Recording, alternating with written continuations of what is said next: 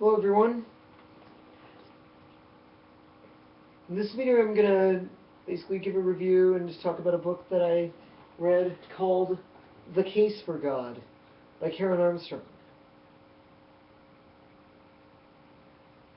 Now, she doesn't make the case for any sort of supernatural deity that you can pray to and will intervene in life. She doesn't make any case for a divine creator of the universe or anything like that. She doesn't really make a case for anything that you can put into words or define.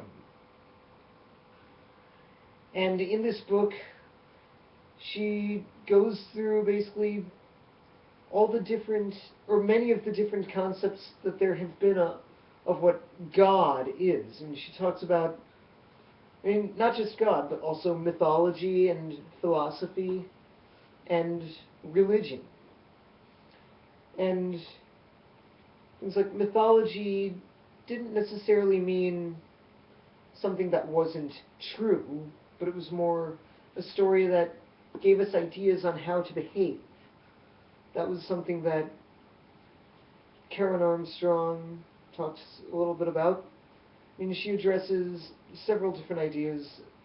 She talks a little bit about Spinoza and his pantheistic ideas that I regularly talk about, but I don't really go back to Spinoza that much. She makes a comment on Brahman, or the All, which was an idea of what Brahman was. She talks about how there was a Jewish mystic who made up a creation story completely separate from Genesis. And she talks about all these different ideas of the unknowable God, these different concepts. And then she talks about how that sort of concept of God became replaced with the provable, an actual, some sort of being that could be defined, a supernatural creator of the universe, that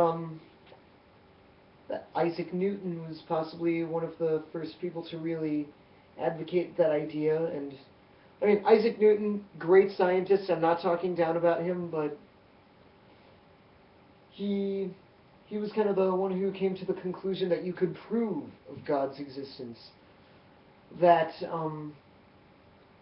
Newton and Descartes basically said that everything of this earth is so fine-tuned that there must have been a creator, was kind of their idea. And then later on we get to Darwin and evolution and all that, and Darwin came up with another explanation. And one of the comments she actually makes is that when Darwin theorized evolution, it technically wasn't complete. And she criticizes the idea of absolute certainty that several people have. And she actually compares the new atheists like Dawkins and Hitchens and Sam Harris with the religious fundamentalists, with the serious extremists. She also gives the idea that all the wars and things caused by religion were much more complex than simply being caused by religion. And she talks about the transcendence that people can experience from what she refers to as religion. And her definition of religion is doesn't include dogmatic beliefs and all this and that. It's probably what most people would define as spirituality. But she talks about kind of a lot of things. And I think a good title for this book could be A History of God, but she already wrote a book called A History of God. But this is, in some ways, this could be said to be a rewriting, but sorry about that. Yeah. But I recommend it to people who are interested in reading it. I do think A History of God might be a good first book, but I've heard criticisms of that book that Karen Armstrong simplifies things, but I mean, you kind of have to. I mean, of course, she simplifies things. You're taking thousands of years of history and putting them into